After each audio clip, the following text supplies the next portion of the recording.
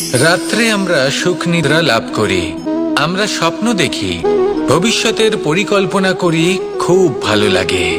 সকালে যখন চোখ খুলি নিদ্রা ভঙ্গ হয়, স্বপ্ন সেইখানেই ভেঙে যায়, আর তারপর আমরা আমাদের রোজকার জীবন যাপন করি। স্বপ্ন হয়তো মানুষ রাতের বেলায় দেখেন, কিন্তু সেটাকে সার্থক দিনের বেলাতেই করতে হয়। রাতে মধুর বাতাসের নিচে কোমল শয্যায় শুয়ে মাতার গলায় মিষ্টি গান শুনতে শুনতে নিদ্রায় আচ্ছন্ন হওয়া, স্বপ্ন দেখা, ভবিষ্যতের পরিকল্পনা করা বড়ই সরল।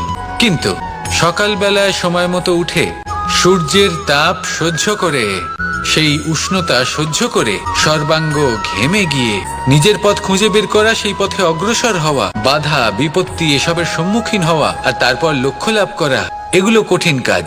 এ হলো অত্যন্ত কঠিন কাজ। যদি আপনি চান যে স্বপ্ন আপনি দেখেছেন তা সত্যি হোক, তাহলে দিনের বেলায় আপনাকে বেরিয়ে কর্ম করতেই হবে, পরিশ্রম করতেই হবে।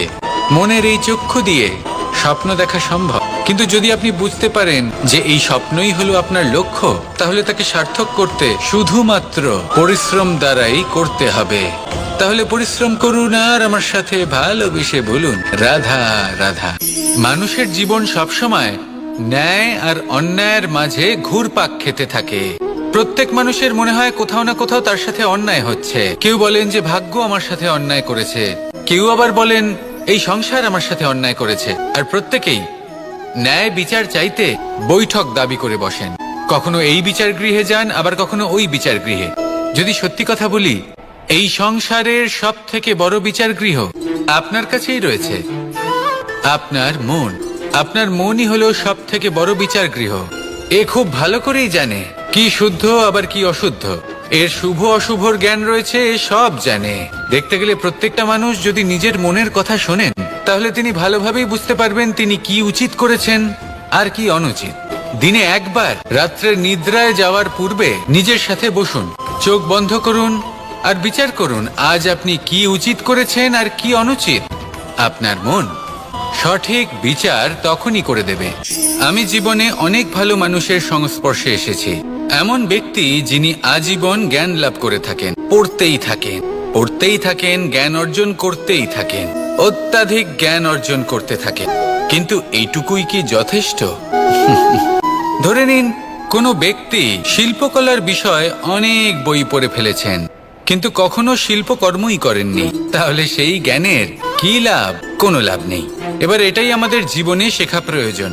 আমরা জ্ঞান অর্জন করি কিন্তু তা যাপন করি না, তা কর্মজীবনে প্রয়োগ করি না, তাহলে এতে কি লাভ হবে? জ্ঞান আছেই সেই জন্য যাতে আমরা জীবনকে আরো শ্রেষ্ঠ করে তোলার জন্য তাকে প্রয়োগ করি। এই জ্ঞান এবং কর্মের একসাথে পথ চলাটাই আবশ্যক, তবেই এই জ্ঞান অভিজ্ঞতায় পরিণত হবে। আর অভিজ্ঞতা দ্বারা যে জ্ঞান লাভ হয় সেটাই সব থেকে বেশি গুরুত্বপূর্ণ, সেটাই হলো সব থেকে বেশি লাভদায়ক। সেই জন্য শুধু জ্ঞান অর্জন করবেন না, তাকে প্রয়োগ করুন, তাকে কর্মজীবনে প্রয়োগ করুন, জীবনকে আরো শ্রেষ্ঠ করে তুলুন। একবার একজন গুরু তার শিষ্যদের পরীক্ষা নিচ্ছিলেন। উনি ওনার প্রত্যেক শিষ্যকে একটি করে পাখি দিয়ে বললেন সেই পাখির বলি দিতে হবে, কিন্তু এমন এক স্থানে যেখানে কেউ তাদের দেখতে পাচ্ছে না। প্রত্যেক শিষ্য নিজের যাত্রা শুরু করলো। কেউ ঘন বনে প্রবেশ করলো, কেউ অন্ধকার গুহায় প্রবেশ করলো, কেউ দূরে কোনো পর্বতের শিখরে পৌঁছে গেল। যে মুহূর্তে দেখলো তাদের কেউ দেখতে পাচ্ছে না, তারা সেই বলি দিতে চেষ্টা করলো। যেই বলি দিতে গেল, সেই পাখি আলোর কিরণে পরিবর্তিত হলো এবং লুপ্ত হয়ে গেল।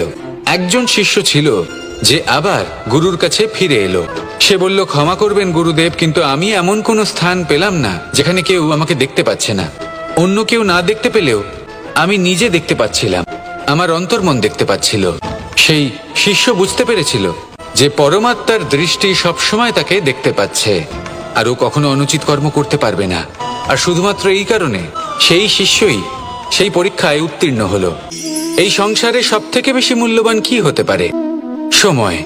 সমগ্র পৃথিবীর সমগ্র সম্পদ ব্যবহার করেও সময়ের একটা মুহূর্ত লাভ করা যায় না, এতটাই বেশি মূল্যবান। আর এই সময়কেই আপনি হেলায় নষ্ট করতে থাকেন, এর সদ্ব্যবহার করেন না, নিজের স্বপ্ন পূরণ করেন না। আর যখন এই সময় পার হয়ে যায় তখন মনে হয় আর তো সময় অবশিষ্ট নেই। এটা হলো অনুচিত। তাই এই সময়ের সদ্ব্যবহার করুন, শ্রেষ্ঠ কর্ম করুন, সেই সকল কর্ম করুন যা আপনি করতে চান। সেই সকল স্বপ্ন পূরণ করুন। এই সময় ব্যর্থ হতে দেবেন না। এই সময় কারোর জন্য থেমে থাকে না। আর একবার এই সময় পার হয়ে গেলে আর আপনি তার সদ্ব্যবহার না করলে এই সময়ই এসে আপনার বিনাশ ঘটাবে। এই সময়কে সম্মান করুন আর আমার সাথে ভালোবেসে বলুন, রাধা রাধা।